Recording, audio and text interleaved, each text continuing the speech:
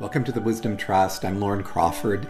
This podcast is for gay men over 50 who sense there's more to this stage of life than we've been taught. More connection, meaning, honesty, and possibility. Each episode is a conversation with a thoughtful gay man who's navigating the deeper questions that often emerge in the second half of life. Aging, identity, purpose, belonging, reinvention, community, love, and living consciously. These are not conversations about decline. They're conversations about becoming. I'm glad you're here. Welcome.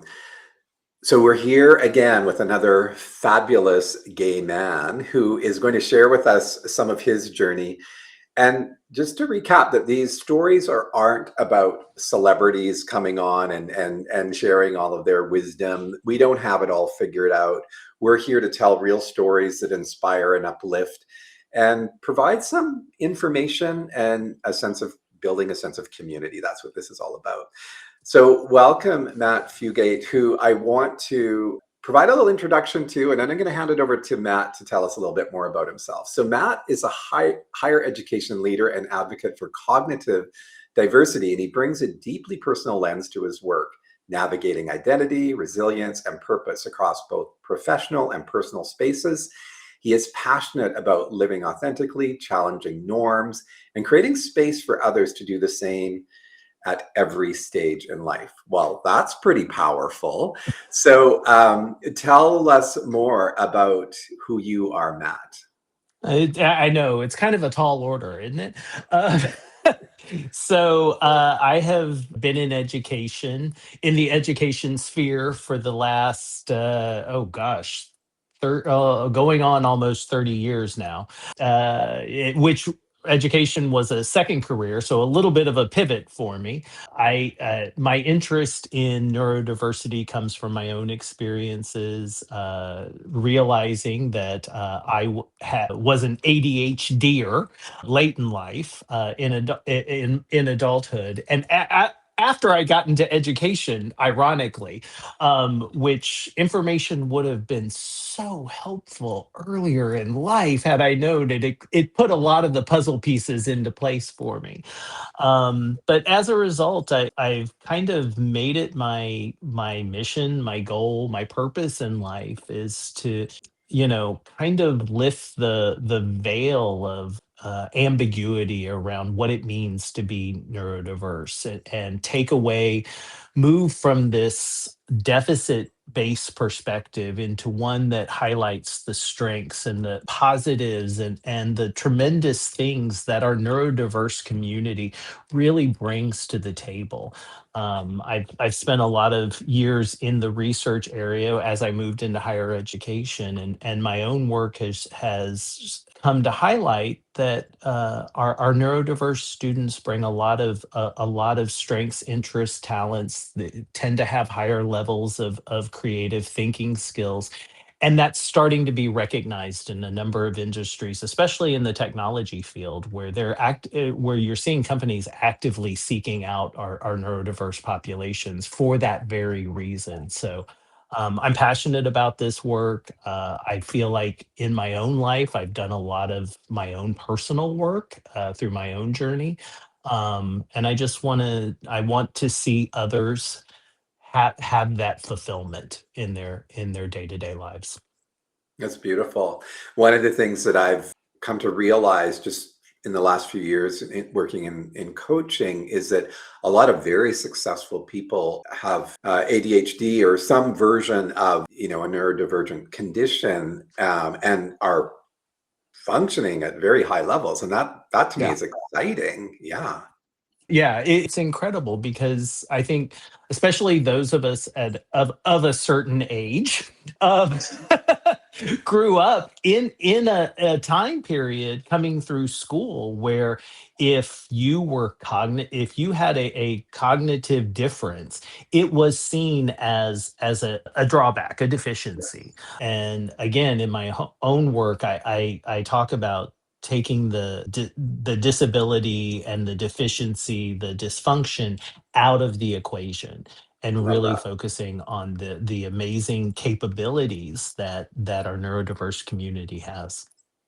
Yeah. And there's a parallel there for me around coaching because we can be in a very pathologizing kind of culture where everything needs to be fixed and our traumas need to be, and I'm not downplaying any of us who have lived through trauma. I think as gay men, we all have some degree of Right. trauma within us, right? Yeah, 100%. Um, but with coaching, I think it's like meeting you where you are at now, and how do we springboard forward to the next, and that aligns also with the midlife journey, right? Like how do we Yeah.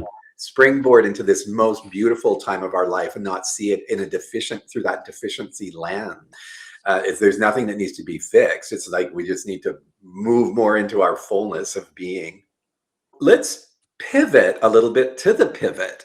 So one of the things, like we, all of you who I'm speaking with, we had a pre-conversation, and what I found in a lot of those pre-conversations were the interesting pivot, transforming moment, or whatever it may be that individuals went through. So what was that like for you? How did you come to a turning point in your life, and what did that look like?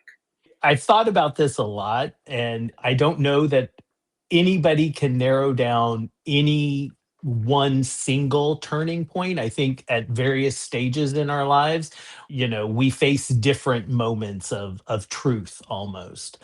And so for me, my most recent moment of truth, it coincided with hitting middle age and coming into my late 40s, 50s, and now here I am in the tail end of my 50s. But for me, really, the big realization moment was about 4 years ago. And really, it started 4 years before that. But it's the analogy of the frog dropped into a pot of water and gradually the heat comes up, but the frog doesn't realize it because you adapt to the environment. And what I didn't realize, I was in a very toxic environment. Mm, And I was slowly boiling up in it, and I didn't even realize it. And then COVID hit. That was a moment of that gave us all this opportunity to stop and kind of take inventory and reflect. mhm.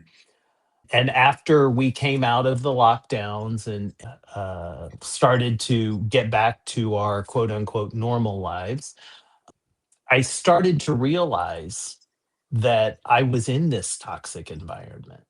And it really, for me, it came to a head. And the toxic environment being work. Mhm. I should clarify that. Home life, great. I'm happy to report that my husband and I are 30 years and 1 day today together.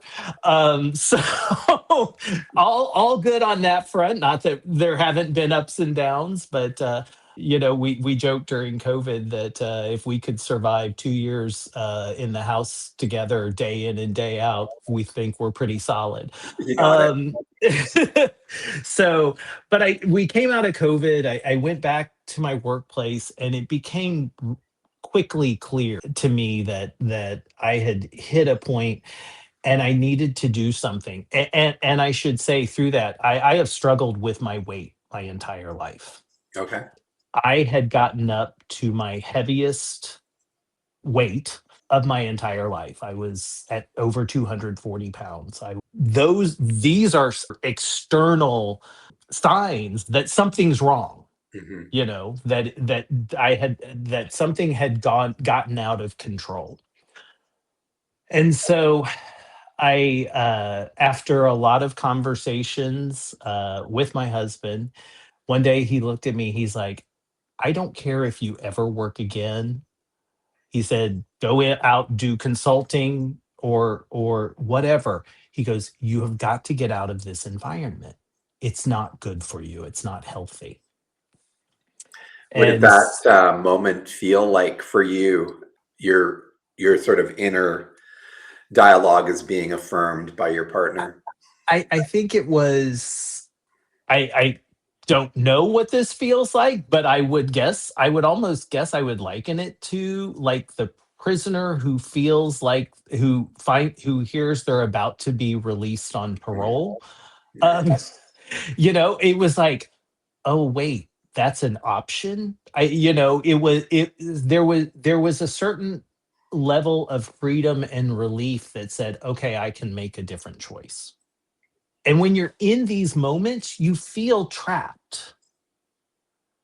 Yeah. And so that realization that I had his support to say, "Okay, this is a time to change. Yeah. Whatever that next chapter looks like, fine, but be happy." And it paid off. About the same time, I got a call from a friend who was chancellor at a small private university, who said, I've got an idea. I want you to listen to me. I know you're entrenched where you are. I want you to come and help me run the university." Beautiful. I We talked about it, decided it was the right move to make.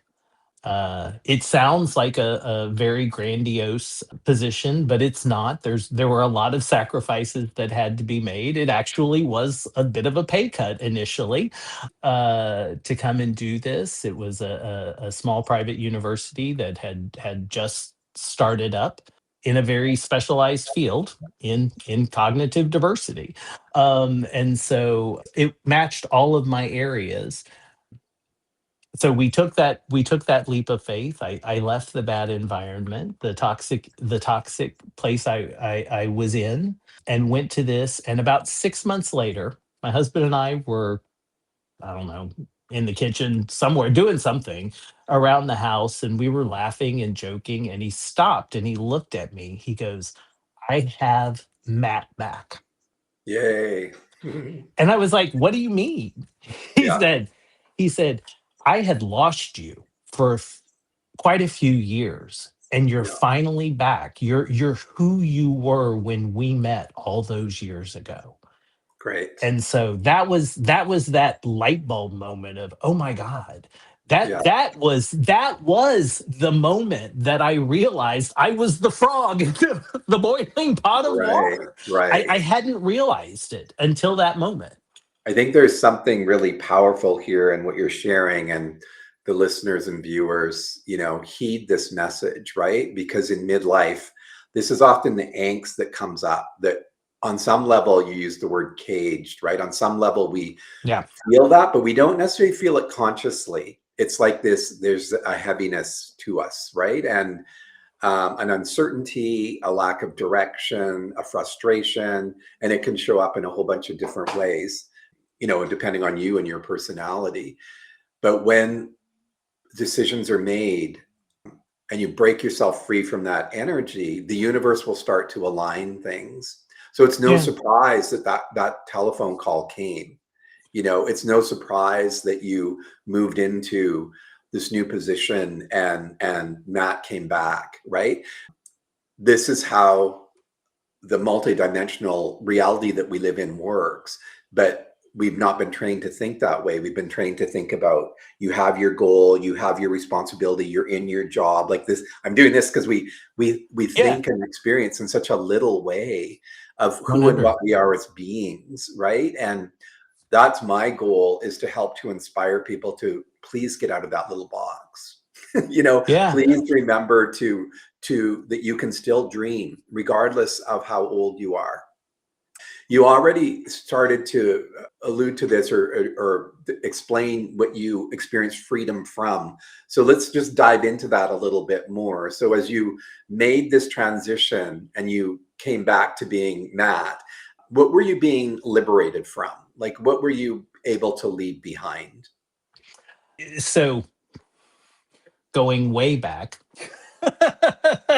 to the beginning, I am the son of a small town Presbyterian minister. I grew up in the Midwest. When I say small town, population 800, small town. Everybody knew everybody else. And growing up gay in that type of environment was difficult for me. And I think that, I say all of that. I was blessed because when I did come out, my parents were like, Yeah, we know that. You know, and you're still the same person today that you were yesterday, and we love you. And while when they were alive, they had a tremendous relationship with my husband. But I think as gay men, we carry a lot of baggage that is unseen, and it builds over time.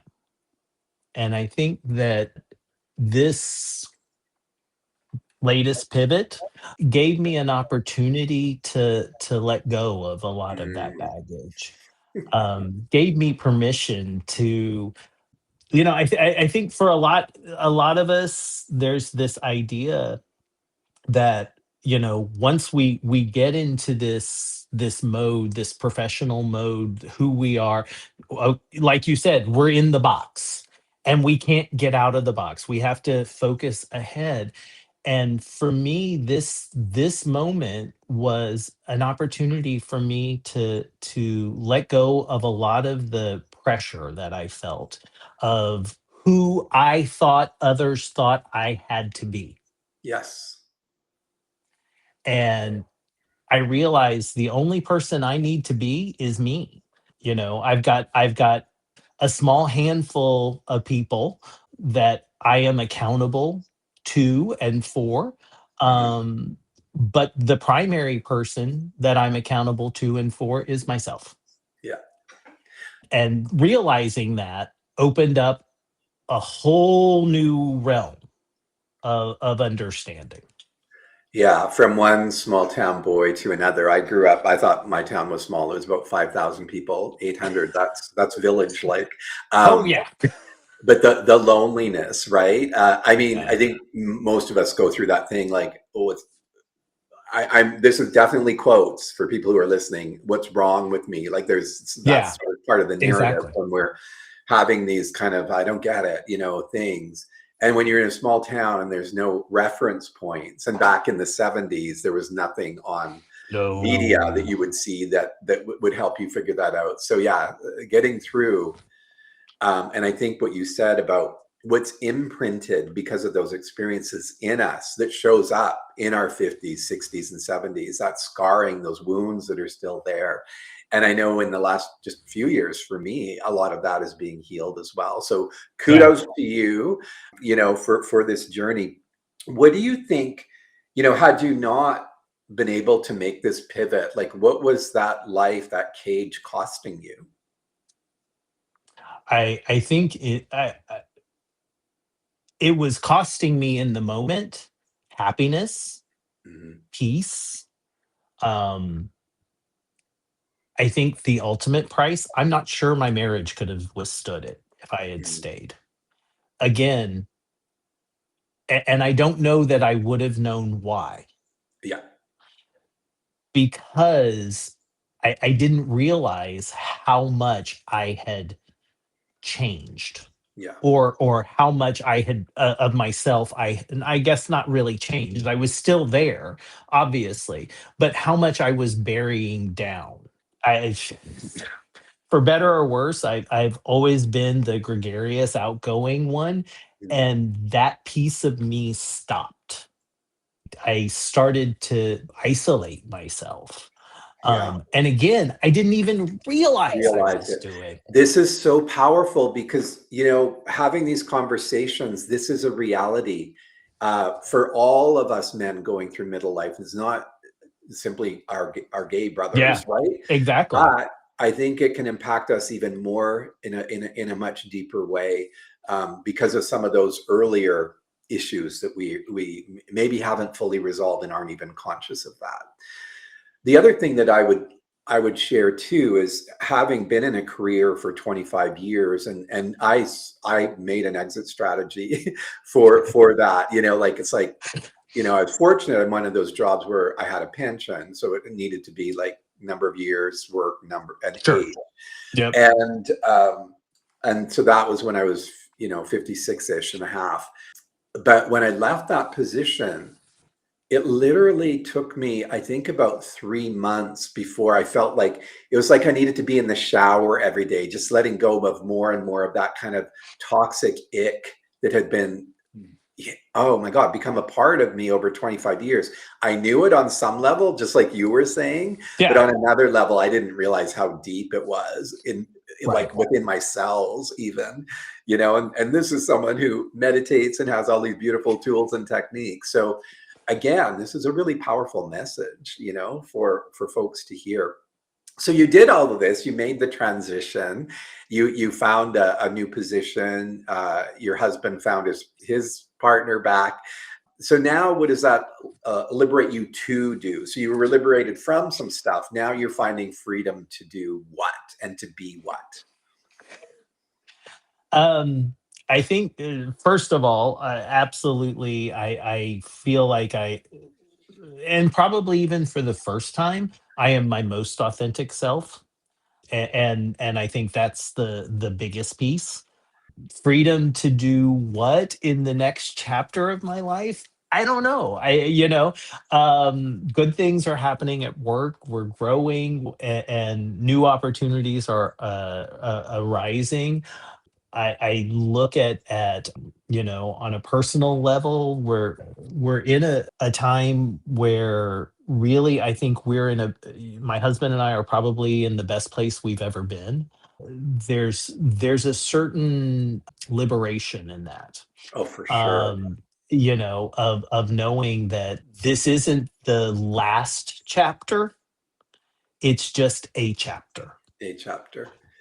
And what's And really powerful about what you're saying is, think of how many people are in relationships, longer term relationships, and they're like, oh, and all of a sudden it's the relationship's the problem. And it's like, well, maybe not. Maybe it's Mhm. maybe it's that job that you're in that you think that you're beholden to that's actually so toxic, it's not making you yourself. And yet the relationship gets blamed. Like, it'd be interesting to know how many relationships end because it's actually the individual not doing that deeper Exactly. inner self inquiry, which is what I'm all about at this stage. Self inquiry, right, is really the root of the problem. It's not the relationship itself, or it's not that other external. If it's not a relationship, how we tend to blame. Yeah, It's right. like, let's hold up that mirror and figure out what's going on. Yeah, and I also think that one of the things that has changed for me in the last few years is, again, I'll go back to something I said earlier. I started to give myself permission to put myself first. And so, for so many years, everything in our lives together was a we. And I think both of it, and that's not a bad thing, but it became for both of us, everything was a we. Yeah, And we both come to a point where of realization where it's okay to give ourselves permission yeah, to do something just for me, and he can do something right. just for him, and that's okay. Yeah.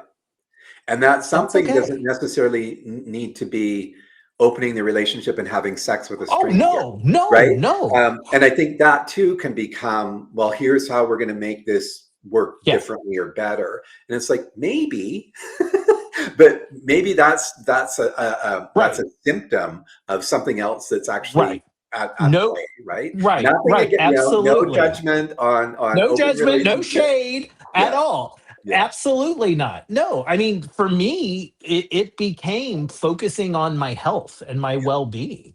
The other piece of that coming out of COVID is suddenly I was on cholesterol, I had, cholesterol medication, pressure medication, blah, blah, blah, blah, blah.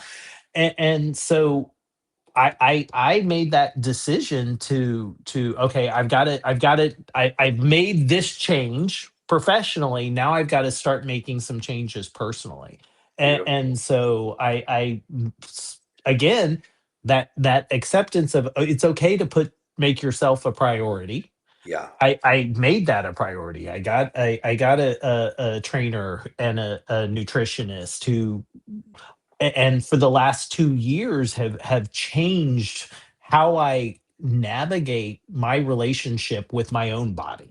And so that has been the piece that, my husband knows my gym time is my sacred time. Totally. And it's your time, right? It's Like my time. there's nothing selfish in I. You know, Exactly. the we is great, like you said, but it's not all we. You know, Right. and if you're so enmeshed in the we, what happens when that partner is gone? Right. You know, You you're lose still going to yourself. have an identity. There is an I, right? That we Yeah. all need to dive into and to figure out, you know, what is it that's lighting me up? I see in you and in describing where you're at right now, so much vibration and energy. It's incredibly beautiful. Just imagine had you not made that shift. I hate to think of it. It's And sobering. I don't think of it. It's Uh, sobering. So this is why, you know, you sharing this is so powerful. Like we don't know whose ears and eyes are going to, you know, connect with this message, but it's impactful, and I think yeah. it's really, really, really powerful. Find the Wisdom Trust on school.com/the-wisdom-trust/about. Website is wisdomtrust50.com. Find us on Substack, thewisdomtrust.substack.com. And if you're not watching this on YouTube, youtube.com/@thewisdomtrust50. See you on those platforms. In moving forward with all this stuff, there's kind of like a leveling up of who we are when we kind of shift gears, right? So tell us a little bit about that. Like, what is it that so you've got a trainer, you're doing that. Like, how is your life different today than it was, say, pre-COVID? I think that I move through life lighter. Not physically lighter, yes, physically lighter, but emotionally lighter. And I hold on to that. It may sound woohoo, whippy dippy, all of those things, but That's my stuff. I take the time to take my coffee outside. I'm blessed to live in a beautiful environment.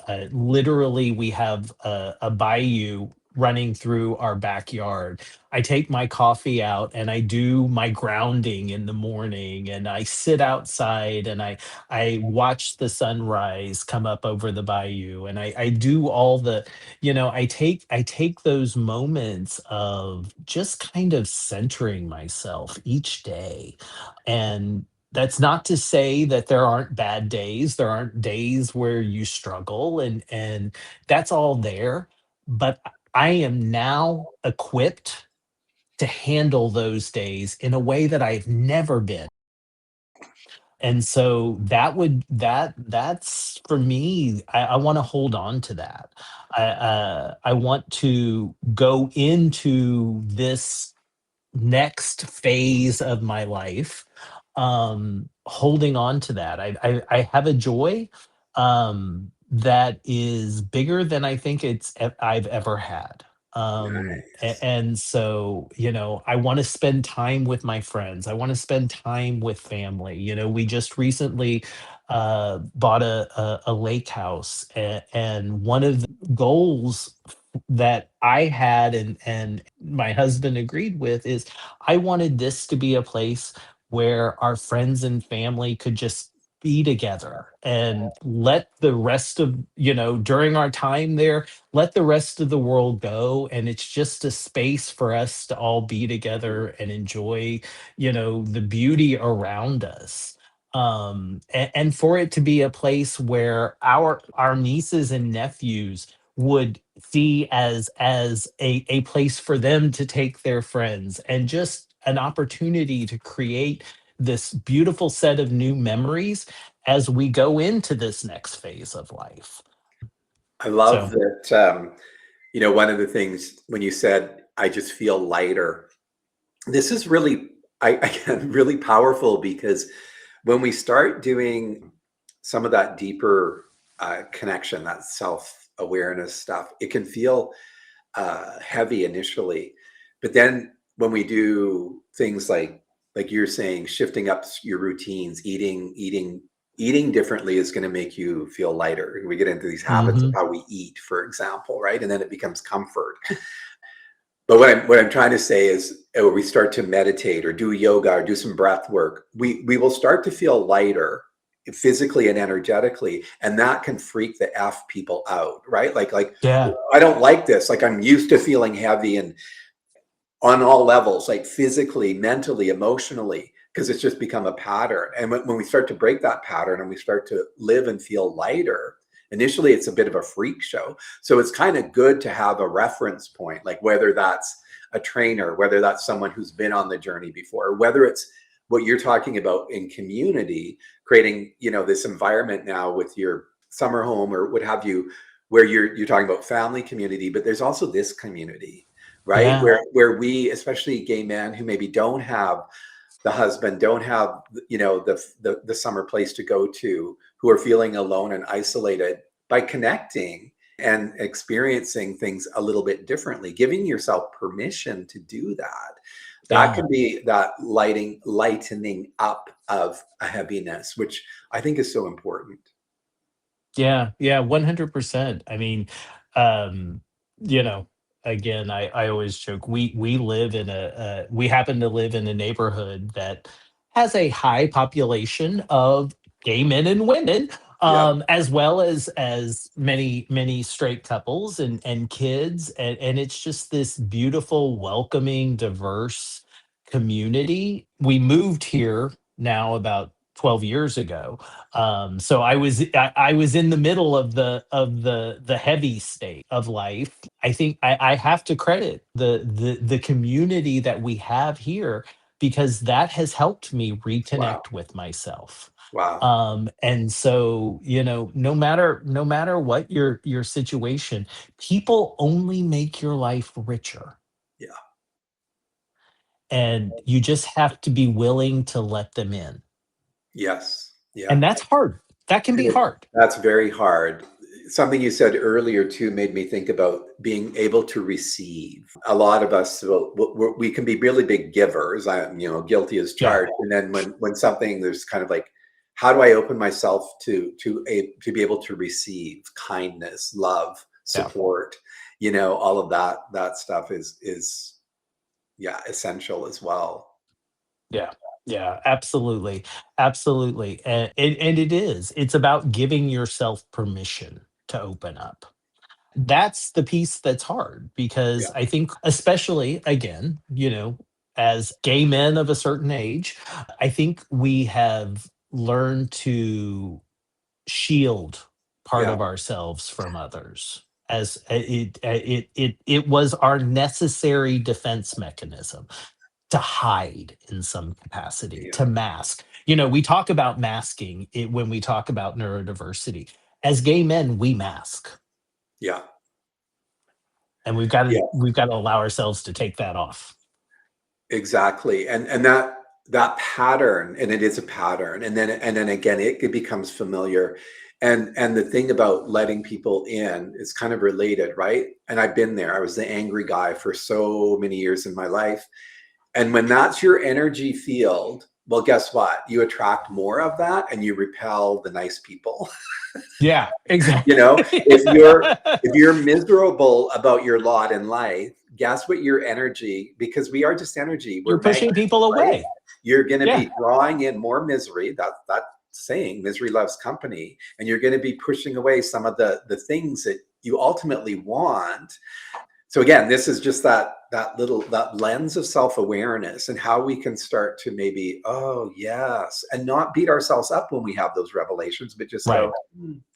yeah, maybe I can let go of some of that shit. Letting go Yeah. is hard. Letting go is really hard, Yeah, because it's a habit. We yeah, built a habit to hold yeah, on. And so, again, I've said this a few times, but I had to give myself permission to yeah, just let it all go and stop worrying about what somebody else thought. yeah. Oh gosh, and some of us were programmed with that so much as when we were kids. I mean, my mom used to say to me, "What would your grandmother think?" And I'd be like, like anyway, but then that gets implanted in us, and then Yeah. on the Oh, yeah. subconscious level, we're always like, well, what are they going to think? And we don't even know we're and operating on and, that and it level. stops being about what would grandmother think and Yeah, what would yeah, the person in the cubicle next to me think, or what would my neighbor think, or what would this stranger who I don't even know their name and I'm just passing them on the street, but what might they be thinking? yeah. Well, and just to put a bow on this part, but that's even about me being bold enough to, and I'm talking about me being bold enough for me, Yeah, not anyone yeah, else, to step into the coaching realm with gay men over 50. uh, I was not willing to go there until I was, and so it's all a part of a journey, right? And we have to be kind and empathetic with ourselves and with others. Hello, yeah, supporting them in their journeys because everyone's on their own little path. When we start projecting what those paths should look like, it's like no. Let's just understand everyone's doing their own thing and doing their best. And yeah. if we can be supportive instead of critical, one of the things that came up in some of the conversations I was having before starting the podcast was, yeah, I'm interested in community, but I don't want to be hanging out with a bunch of bitchy fags. And I'm like, yeah, no, we don't need that energy because No. there's enough of that out there. Let's create spaces where people can feel uplifted. And on And that, where you can give yourself grace and give others grace. Sorry. exactly. And on that note, how are you now in this new stage of life? How are you having fun? How are you showing up for yourself differently? You've already given some examples, but anything else you want to share on that? I am lucky that in my current position, I get to travel a lot. Nice. And sometimes that's exhausting. And I'll be honest, I have to. I'm in Houston. We've all seen the Houston airport on the national news lately. I have to travel on Saturday. I'm not looking forward to getting up at 2:30 in the morning to go to the airport to queue in line for a 9:30 flight, but that's where we are right now. Can't do Yeah. anything about it. So, but I'm embracing that. I love that I'm getting to spend a lot of time traveling across the country, meeting a lot of different people, and around the world. I just came back from a trip to Turkey and actually Saudi Arabia for a conference where I was speaking. One of the things that hit me, especially in Turkey, was this sense that everywhere we went, people had a very different view of current events in the world. Okay. There was something liberating about that when you're in an area that is literally part of the cradle of civilization, and you've got families who had been there for hundreds of years, thousands of years in this area. And I had one gentleman I was talking to. He said, he goes, all the struggles that are going on right now, there's always going to be those. But one thing that we've learned is that in time, it all changes and it all works out. And there's something, again, liberating about that, of like, okay, this is a blip in time, this is a moment in time, and that has given me this new perspective. I think we've spent a lot of times, and this, to your point, that I know we're in the what are you doing to have fun. For me, this is fun, of taking down the barriers. We are spending a lot of time focused on what separates us, and am in this moment in life where I'm seeing we've got more in common, and Right. more that across cultures, across all the divisions, gay, straight, nationalities, race, ethnicity. I know all of these, DEI is a bad word, but these days, but it won't always be. It wasn't before, it won't be again, because that's how we find the humanity in each of us, and that's how we come together and break down Right. these barriers. And we just have to give ourselves permission to do that, give ourselves permission to talk to people who have different views than ours, or have a different Right. lifestyle than ours. That's how we learn. and Yeah, build understanding. And I'm loving that. challenge yourself to be curious, and curiosity can be Yeah. a little bit lost, right? And when we can come back to that curiosity, yeah, because what if someone is the different political stripe than you are, and you sort of say, let's have a conversation, let's not yell, right? And let's Right. just, and maybe politics isn't the best example right now because, Probably especially not. where you live. But I'm in Canada. We have our own unique challenges. Um, but yeah, just being curious about others. yeah. And y- I've been a lone wolf so much of my life. And so one of my challenges at this stage, I'm 60, is to have conversations and to ask questions. Um, Yeah. not make any assumptions or not be in my little shell. And that's, oh my God, I experienced so much amazing growth just in every conversation. There's something to glean, there's something to learn about that Yeah. person, and then in yourself, what's reflected back to you. So yeah, Yeah, yeah, it's amazing, and so I just look at this next phase of life with excitement, good. with joy. That's great. And when you're joyful and you've allowed yourself in, because really a lot of those barriers are self-made and we can break them down just like we built them up, right? Then your resonance, that's what's going to change the world. And I think this is where we get lost, because Yeah. we're following the news and listening to all this doom and gloom. And I would say, shut that shit off, right? Because Oh my you god, don't yes. need that toxic infusion. But yeah, once you start to radiate a little bit more, that's the rippling out that people feel on an unconscious level.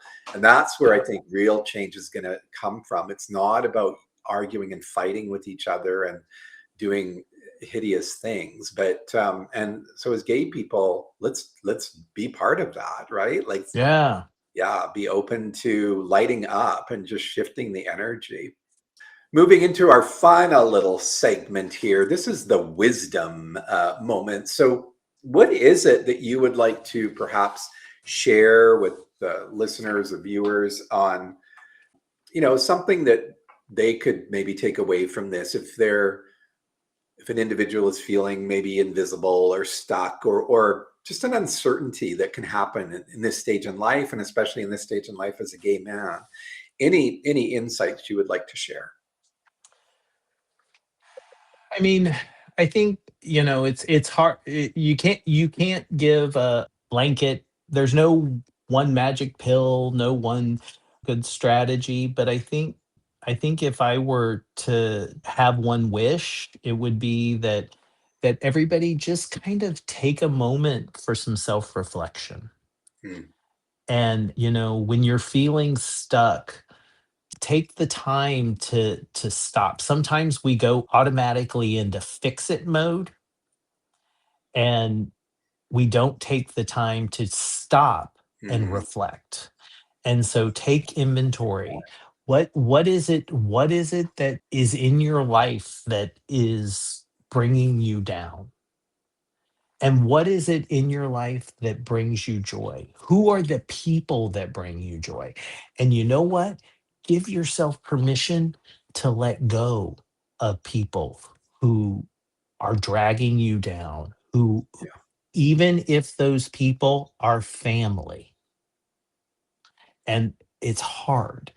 It's hard. Sometimes your family of choice is your best support system. And I've been blessed in life to have I had a strong family, blood family, to in my parents, to draw strength from, and to have support. But it's been my family of choice, my community, the people around me, who have really held me up in these years, and have helped me find myself again. So take stock. What's bringing you down? What's pulling you under? What are those anchors that are holding you back? And where is your joy? What sparks your joy? And who are the people who can help you move forward? Yeah, those are all really Um, powerful questions. And just to put a fine tuning on that, what I would recommend, if you are kind of feeling a little bit, any of those things, lonely, disconnected, uncertain, at a crossroads, not sure where it's going to go, shut everything off and grab a pen and paper and just start to write and just see what comes up. Like, Yep. start with some of the questions you just referenced, but it can just also be a free flowing, let stuff out, let it move through Yeah. you. And you can be pleasantly surprised how much will come through. This thing here will try to resist, right? Because it wants to control. But part of, like, you made this comment earlier about fixing things. We as men, we tend to want to fix first. That's Yep. very left brain, rational kind of processy thing. If we give ourselves permission to move over into that right brain, which is spacious and creative, left brain is language, right brain is more imagery and things. That's why going into nature feels so good, because it's kind of like, Yeah. there's not language here, there's spacious experience and beauty. But just as a tool, what people can do, if you are in one of those situations where you're not feeling like the lightness that we've been talking about, start journaling. And Yeah. make a commitment to yourself. I'm going to do this for 15 minutes every day. If you do it at the same time every day, it becomes a pattern, and then that becomes a habit, and then that becomes one of these tools in your life that will profoundly change things if you let it. Yeah. Yeah. And like I said, for me, part of that process is that morning ritual of going out and Right. grounding, walking outside in my bare feet and taking my coffee out there and watching the sunrise and just having that taking just and it doesn't have to be long, like you said, 15 minutes of Yeah. just time to quiet solitude. And if anyone's saying, I don't have 15 minutes, my day's jam packed, you set your alarm 15 minutes earlier and you make that time. Exactly. You make Exactly. that time. It's a choice. Everything It is is a a choice. choice.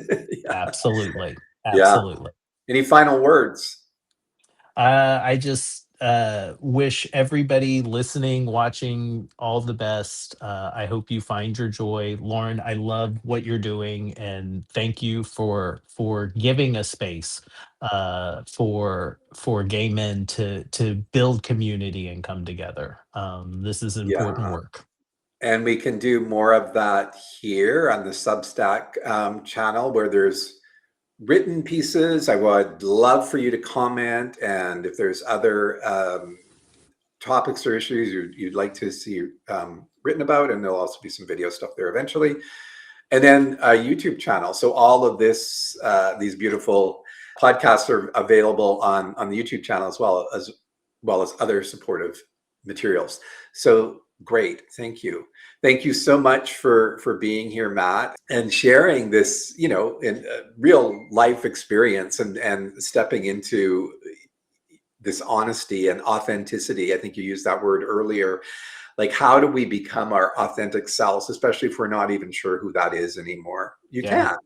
You Yeah. can be inspired by these conversations, and let them be a seed of something beautiful that's going to germinate and help you to grow into the best version of yourself.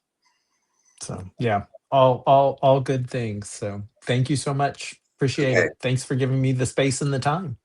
You're welcome. Thank you to our guests today, and thank you for listening.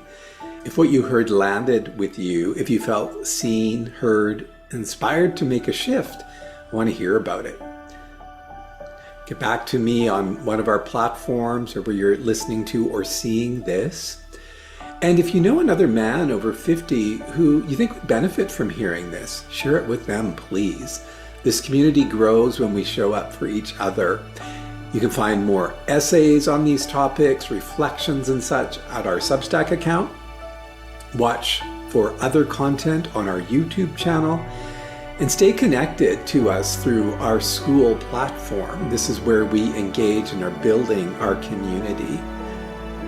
Remember, the second half of life isn't the beginning of the end. For many of us, it's the moment life finally begins to open up. You're not alone in this. We're in it together. I'll see you next time on the Wisdom Trust.